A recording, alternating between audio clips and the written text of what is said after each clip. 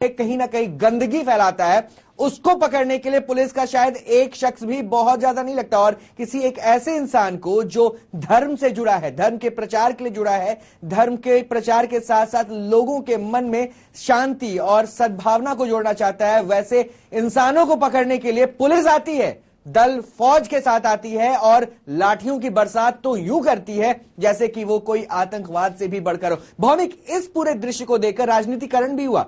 नरेंद्र मोदी के पास मैसेज भी भेजा गया आरएसएस की तरफ से, अशोक सिंघल ने भी यहां पे पहल की, लेकिन उसके बावजूद शायद पुलिस का रवैया बदलता दिखा या नहीं दिखा। देखिए रोहित, आसाराम बापू के आश्रम पर जो पुलिस का कहर टूटा, जिस प्रकार से पूरे देश ने तस्वीरों को देखा, कई मीडिया के माध्यमों से देखा, उसके बाद हम आपको बता दें कि कई हिंदुवादी संगठन की आंखें खुल चुकी है। दूसरे ही दिन अशोक सिंघल यहाँ पर पहुंचे, उन्होंने पूरे आश्रम का दौरा किया, उन्होंने यहाँ तक कह दिया कि नरेंद्र मोदी अपना राजधर्म नहीं निभा रहे, नरेंद्र मोदी को अपना राजधर्म निभाना चाहिए। उसके बाद उन्होंने नरेंद्र मोदी से मुलाकात की। लेकिन हम आपको बता दें कि पुलिस का जो रवैया है वो निश्चित तौर से थोड़ा नरम पड़ा है, लेकिन हम ये नहीं कह सकते कि अभी बिल्कुल शांत हो चुका है, क्योंकि पुलिस आज भी आश्रम के अंदर मतलब रूटीन चेकिंग के लिए आती है, और जब आती है तब 50-60 हथियारधारी पुलिस होते हैं, आला अधिकारी होते हैं।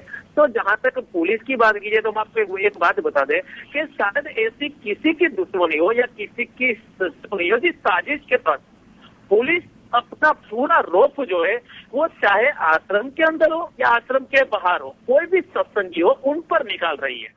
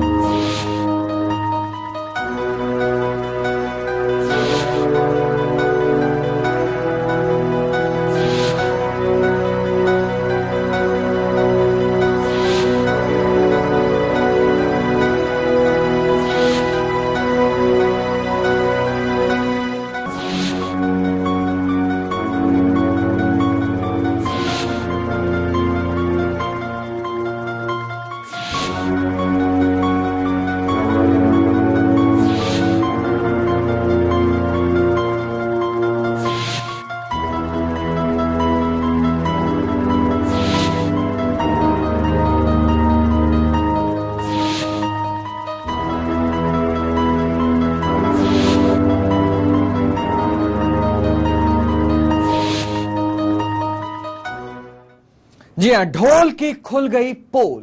क्या राजू झूठ बोलता है? वो आखिर क्यों बापू के खिलाफ एक के बाद एक साजिश रच रहा है? बापू ने लगातार 30 साल तक आश्रम में पनाह दी, फिर ऐसा क्या कि वो बापू के खिलाफ दांव पर दांव चल रहा है? आखिर क्या है राजू का राज? इसका खुलासा एक स्टिंग ऑपरेशन में खुद राजू ने ही कर दिया है। वो बापू के खिलाफ साजिश में शामिल होने के लिए उनसे किस तरह से लोगों को जुटाया, जिसे शराब चाहिए उसे शराब पिलाई, जिन्हें शबाब चाहिए उनके लिए शबाब का इंतजाम भी किया। इस काम के लिए उसने तांत्रिक या अघोरी सबका इस्तेमाल किया।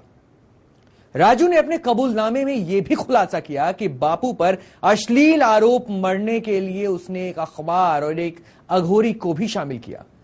तब तो हद हो गई जब इस शख्स ने अपने ही एक साथी को लगातार 6 दिनों तक दारू पिलाई और उसके ठहरने के लिए एक ऐसे कमरे का इंतजाम भी किया, और जब उसने लड़की की मांग की तो उसने वो भी ला कर दिया।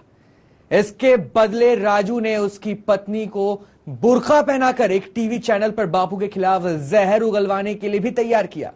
ये हम नहीं कह रहे, दरअसल ये सारा कबूलनामा है एक ठिगने से शख्स राजू लंबू और राजू चंडोक का। यानी राजू ने जो भी कहा वो मनगढ़ंत आरोपों का पुलिंदा है।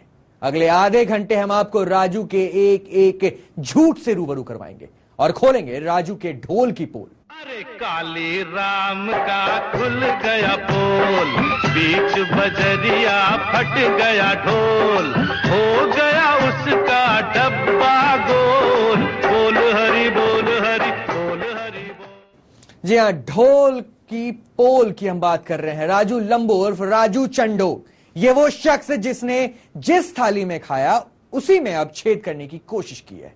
ये वो शख्स है जिसने बापू के विश्वास को तार तार कर दिया। चंडोक ने वो हर नीति अपनाई जो बापू को बदनाम कर सकती थी। राजू लंबू उर्फ राजू चंडोक, ये वो शख्स जिसने जिस थाली में खाया उसी में अब छेद करने की कोशिश कर रहा है।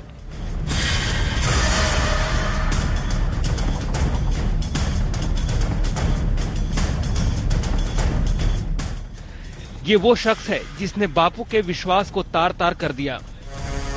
संत बुरे भले में फर्क किए बगैर हर इंसान को सुधरने का मौका देते हैं। बापू ने भी यही किया। ये शख्स जहां भी रहा वहीं पर इसने आश्रम की पवित्रता को भंग करने की नाकाम कोशिश की।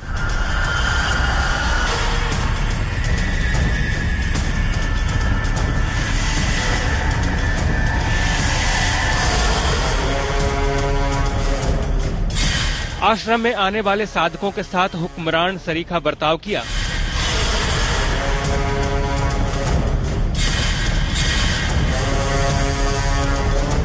चंडोक के बर्ताव के चलते साधकों ने कई बार बापू से भी उसकी शिकायत की।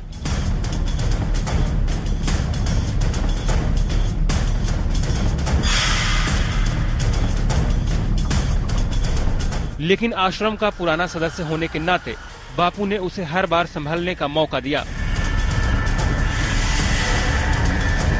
लेकिन पिछले कई सालों से देश विदेश से बापू के आश्रम में आने वाले साधकों के साथ उसका बर्ताव इतना खराब हो चुका था कि आश्रम के प्रबंधन को चंडोक के खिलाफ फैसला लेने पर मजबूर होना पड़ा। चंडोक खुद को इतना निरंकुश समझने लगा था कि उसने मन ही मन ये मान लिया था कि उसके खिलाफ कभी कोई एक्शन नहीं लिया जा सकता।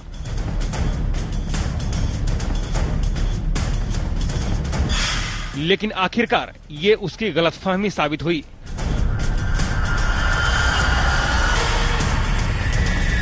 दरअसल जो शख्स दुनिया भर के साधकों के दान पुण्य को अपनी बपौती समझ बैठा हो, उसके लिए ये फैसला लिया जाना जरूरी भी था।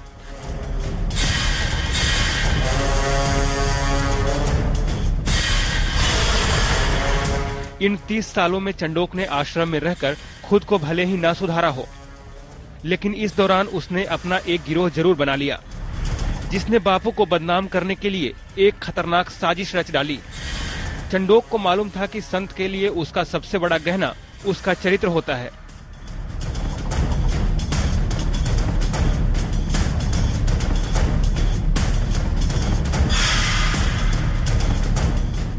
इसलिए उसने सबसे पहला हमला इसी को लेकर किया। चंडोक ने वो हर नीति अपनाई जो बापू को बदनाम कर सकती थी।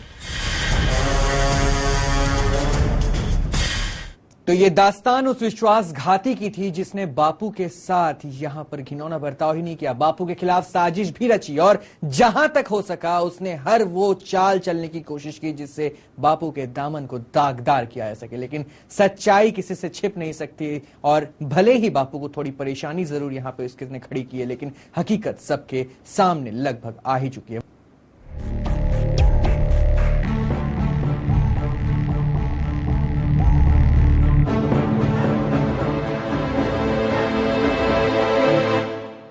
अब हम आपको बताते हैं कि कौन कौन शातिर हैं जो बापू के खिलाफ साजिश रच रहे हैं। दरअसल बगल में खंजर भोंकने वाले ये लोग हैं जिन्हें बापू ने सहारा दिया।